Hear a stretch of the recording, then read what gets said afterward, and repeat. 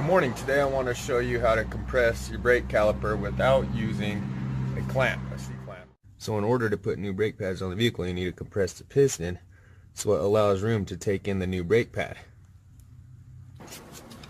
So using the screwdriver, it's really easy to compress the brake pad on most cars. So simply just put it back here in the back of the caliper.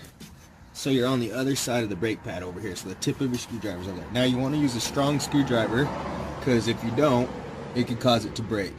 The screwdriver, that is. So you put the tip in the corner, okay? Slightly just pull. You notice you see it coming over. Now I haven't even broke the bolts on the back of the car yet. So now that I got the brake caliper compressed using just a screwdriver, notice the housing's still on.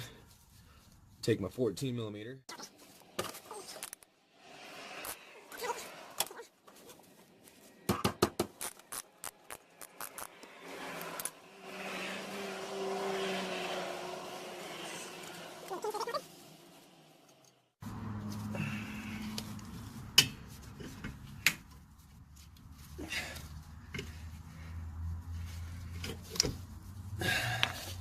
Bolts.